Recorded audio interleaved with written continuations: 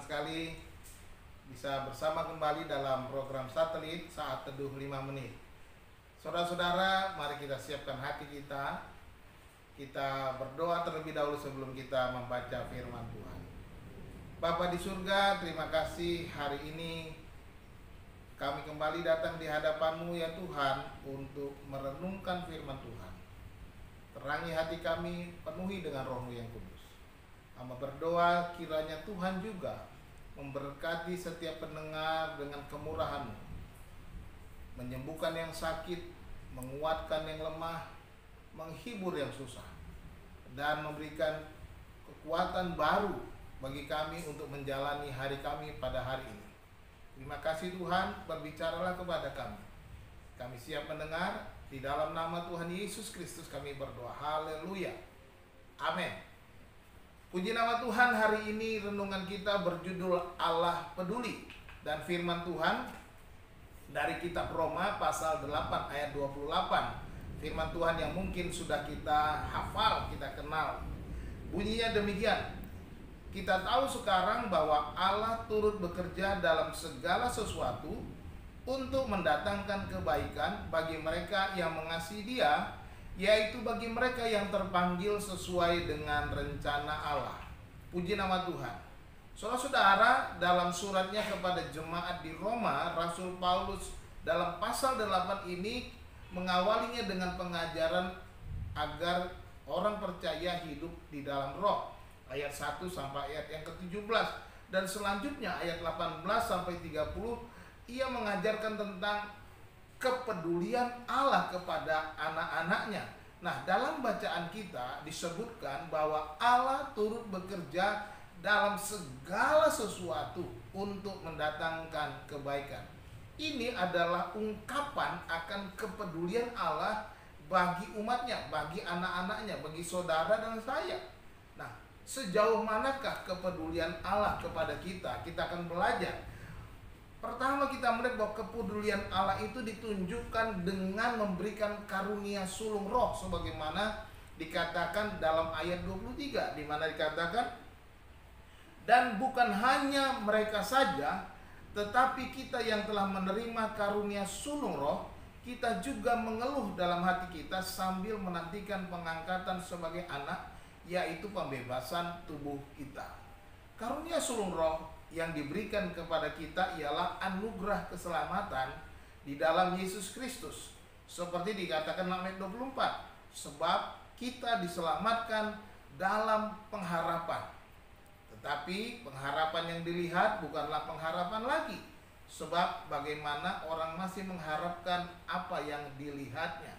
Saudara-saudara, kepedulian Allah juga dinyatakan dengan kehadiran Roh Allah.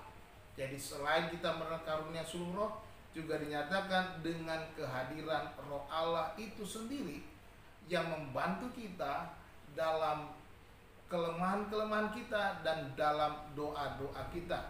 Di dalam ayat 26-27 dikatakan, demikian juga Roh membantu kita dalam kelemahan kita. Sebab kita tidak tahu bagaimana sebenarnya harus berdoa, tetapi Roh berdoa untuk kita kepada Allah dengan keluhan-keluhan yang tidak terucapkan.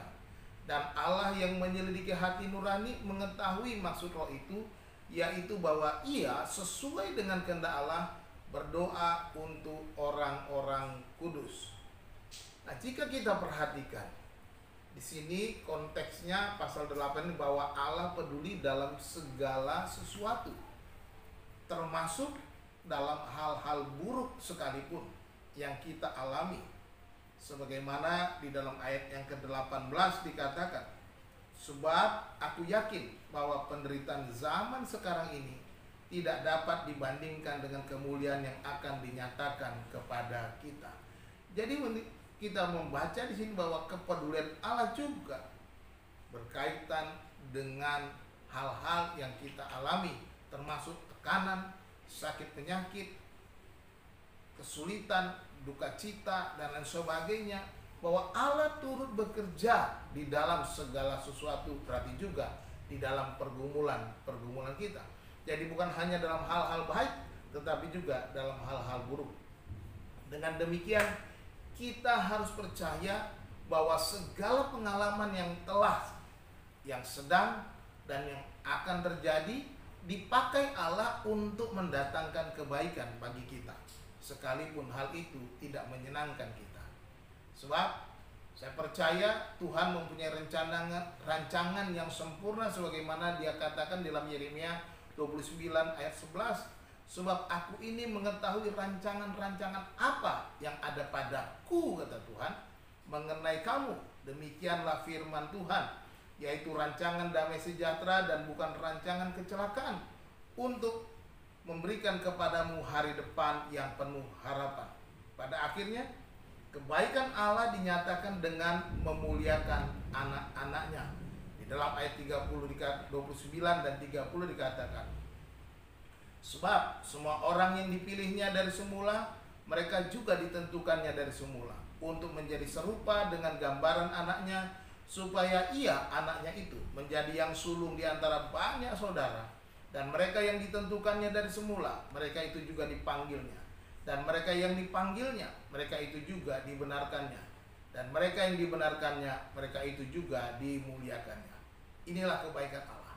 Pada akhirnya segala sesuatu yang kita alami akan mendatangkan kebaikan bagi kemuliaan nama Tuhan. Tuhan Yesus memberkati saudara. Shalom.